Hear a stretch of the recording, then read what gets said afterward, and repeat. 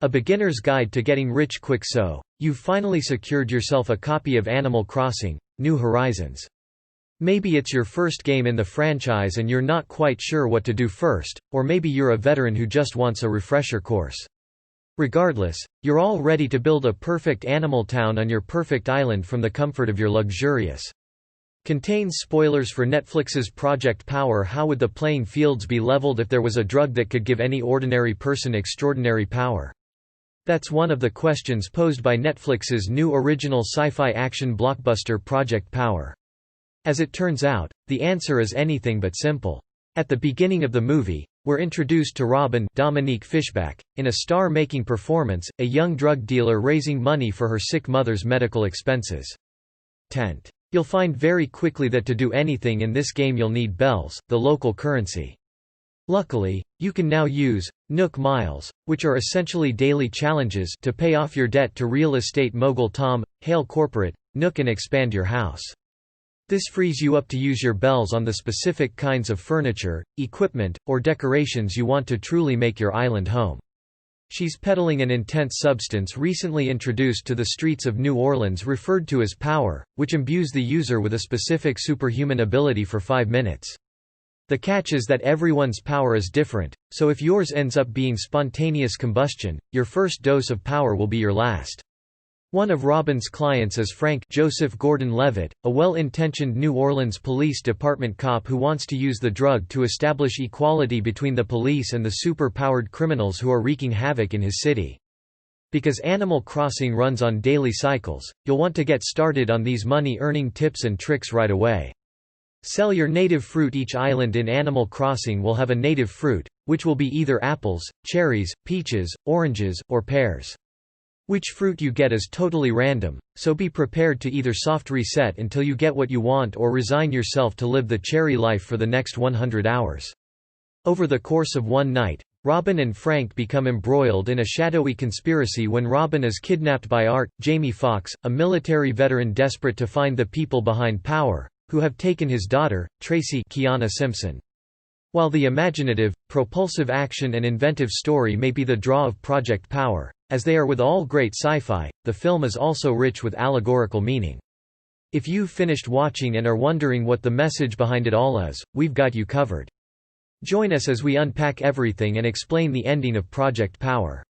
Frank realizes Power's corruption goes all the way to the top. The last act of Project Power begins after we see Art disrupt a demonstration of power held by Telios, the military defense contractor developing the drug.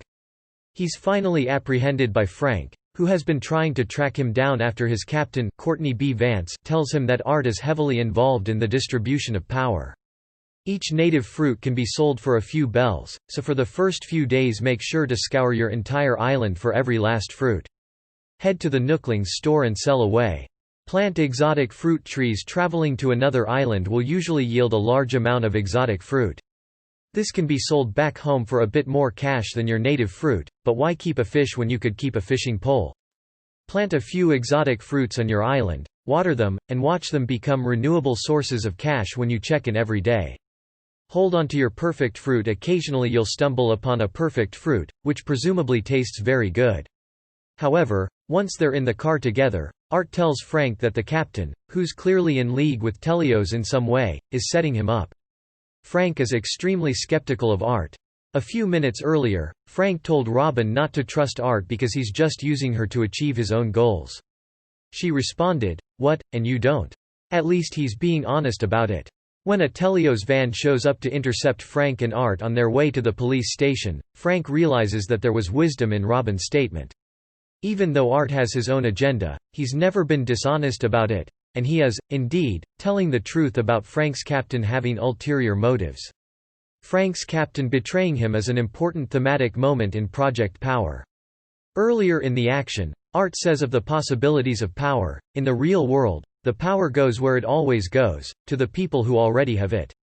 In this instance, the leaders of the NOPD are the people who already have power, and they're working to keep it. Frank believes in his personal mission to keep the people of New Orleans safe, but he realizes the people at the top of the system he works within don't share that goal, and likely never will. Telios reveals its immoral mission. Thankfully, Frank manages to get away before he can be murdered, and Art allows himself to be taken because he knows it will get him closer to the person at the top of the operation. This person is gardener Amy Landecker. These perfect fruits can be sold for insane prices, but you'll want to hold on to your perfect native fruit until you visit a friend's island where it's considered exotic. Thanks to a flashback, we know Gardner experimented on Art when he was an early test subject for Project Power. Selling a perfect exotic fruit could net you up to 3,000 bells in one go, so make sure you don't waste them. Shake those trees. Besides dropping branches for crafting, trees will sometimes drop a small amount of bells. Make sure to shake every tree on your island each day. Find the money rock. It's not huge, but every little bit makes a difference. Every day, one random rock in your town will become the money rock. Find it and strike it with your shovel to make it drop a number of bells. She's also the one who organized the kidnapping of Tracy. Remember to do this every day, because the number of bells it drops rises with each subsequent day you collect it. Get your fossils analyzed before selling every day. 4 fossils can be found somewhere around your island. Because she was born after Telios experimented on Art, Tracy has the abilities of power without actually having to take a pill. When Art is brought to Gardner on the docked ship she's operating out of, Gardner explains her justification for kidnapping his daughter. Until you can get Blathers, the museum curator, to show up on your island, continue to stockpile these. Using the example of Henrietta Lacks, a real-life black woman who had cancer cells harvested from her body in the 1950s without her consent or knowledge that were later used in a number of important scientific breakthroughs, including the first immortalized cell line, Gardner explains, all of our greatest advancements began in darkness, Major. It's up to the pioneers to light the way. That Gardner uses Lacks in her explanation for her motives is an important key to unlocking the major themes of Project Power. You can identify where they're hidden from a small crack in the ground. In the United States, there's a long and terrifying history of unethical medical experimentation on black people and other minority communities, such as the Tuskegee study. In the world of Project Power, Telios is continuing that history by experimenting on Art's daughter, Tracy, and using New Orleans, a majority black city, as one of its testing grounds for the drug. It's worth the 5 or so minutes it'll take you to scour the island and find all 4 of them each day. Gardner justifies this by repeating the Telios line that power represents the next step in human evolution. But who's set to reap the rewards of that evolution? As Art pointed out earlier, the power will remain in the hands of people like Gardner. Art's power is finally revealed now that Art has been captured. He's restrained in the hull of the ship.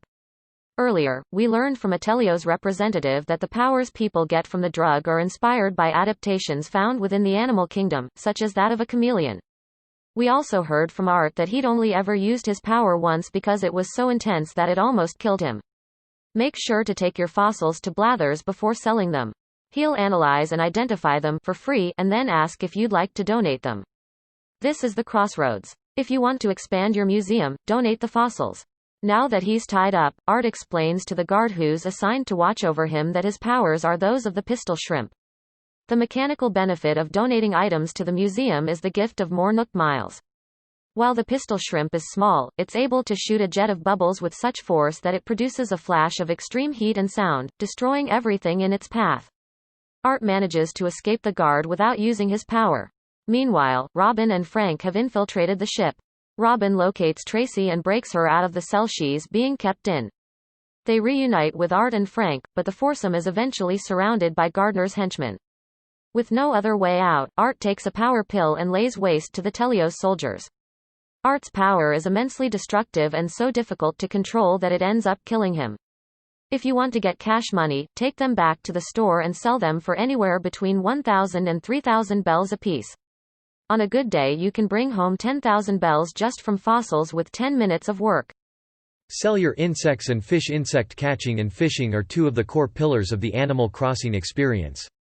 You'll need to sneak up on bugs before catching them in your net, but if you keep an open eye you can easily find over a dozen unique species in a day on your island, not to mention any others you visit. However, he's not dead for long, as Tracy is able to revive him using her own innate abilities. Art's particular power is rich with metaphor. As a single person struggling against a giant system, he's functionally as small as the pistol shrimp, but he's also just as mighty when he needs to be. You can also donate these to the museum and they'll be added to your live Biodome-esque exhibit. Insects can be sold for a modest sum, but especially in the early game it adds up. Fish are largely the same, although you may be a bit more tempted to donate many of them to Blathers because of how cool the aquarium is in this game. Again, you'll need to choose between donating critters for Nook Miles or selling them for bells. Sell miscellaneous items if you find an object that isn't a crafting material, a tool or a furnishing you'd like to keep, go ahead and sell it. And yes, that includes weeds. Make your island look pretty by removing them and trade in the weeds for about 10 bells each, not a bad deal. Play the stock market. The real stock market isn't looking so hot right now, but in the world of Animal Crossing, it is thriving. Look for a young boar named Daisy May on Sunday between midnight and noon and inquire about turnip stocks. His ability also makes him an interesting foil to Robin and her relationship to power. Robin doesn't need pills to harness her own power. Earlier in the film, we learn that, despite the fact that she sells power pills, Robin hasn't ever actually taken one herself because she thinks they are too dangerous. When looking at the three lead characters, Robin is the only one who doesn't come from a law enforcement background, like Frank, or military background, like Art. In fact, Robin is someone who exists almost completely outside of any kind of formal power structure. She's flunking out of school, her job is entirely off the books, and her life's dream is to become a rapper, a goal that relies on her own skills and hard work to achieve. Frank and Art have been enmeshed in the exact power structures that we see being corrupted by the power pills, but Robin hasn't. She'll sell you a turnip for a charge of around 90 bells. Furthermore, while both Frank and Art use power to achieve their goals, Robin refuses because she doesn't believe the risk is worth the reward. After they've escaped from the ship, Art thanks Robin for helping him reunite with Tracy and tells her, "There's something great inside you, Robin, use it." Here, the film seems to be drawing a clear distinction between a power that's acquired from an outside source and the power that comes from within. Yes, the pills give Art extreme abilities, but they're so strong that he can't use it without killing himself in the process. Similarly, Frank uses power to fight back against criminals, but every pill he buys is profiting Telios and only leading to more chaos. You essentially have 1 week to sell it to the Nooklings before it goes bad and becomes a waste of bells, so stay vigilant. You'll want to check in with Timmy and Tommy every day to see what the stock market fluctuations have been. Robin, on the other hand, doesn't need to corrupt herself to use her innate powers of perseverance, compassion, strength, and street smarts. Does the end of Project Power set up a sequel? In the end, Project Power reaches a relatively happy conclusion. All 4 of our heroes manage to escape the ship and make it to dry land. There are patterns to watch for, but generally if you can sell for 200 to 300 bells, you should go ahead and do so. Frank reveals that he's going to leak to a journalist, a type of professional that can often hold powerful people and institutions to account, what he knows about Telios and the corruption within the police department. You can make up to 800 bells if you sell at the exact right time, but you probably won't get an offer that lucrative every week. Make sure to check the stock market prices when you're on a friend's island, the chances of getting a good price are known to be higher.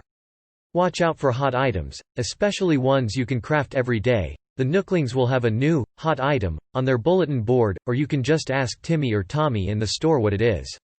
Meanwhile, Art and Tracy ride off to begin a new life, while Robin reunites with her mother and reveals she has the money to pay for her operation. Of course, at the end of any big summer blockbuster there's an inevitable question: will there be a sequel? In the case of Project Power, the film doesn't explicitly set up a sequel, but there's certainly the groundwork for there to be one. When we learn a bit more about Telios, we find that the drug itself is actually just an early prototype and that part of the reason they're testing it out on the citizens of New Orleans is so they can develop another, more stable, version. The hot item will sell for a good deal more money than usual, so make sure to sell as many as you can make. If the hot item is, say, wooden posts, grind out some wood from every tree on your island and use all your materials to make wooden posts. Sell them to the Nooklings for a huge profit. Remember that each island has its own hot item every day, so if you're planning to visit a friend's island, ask what their hot item is ahead of time so you can take it with you. It might be something you've been stockpiling. Any more hot tips for getting rich quick in Animal Crossing: New Horizons? Found a new way to game the stock market? Let us know in the comments below. And although Gardner and her ship are destroyed at the end of the movie, it's clear that the forces behind Power are much larger than one operation. Additionally, before he leaves, Frank asks Art, "Do you think this is really over?" Art replies, "For me, it is." There seems to be an implication that it is, in fact, just the beginning, but whether we actually get a sequel remains to be seen. However, until we hear more, we still have lots to ruminate over thanks to the questions raised by the ending of Project Power.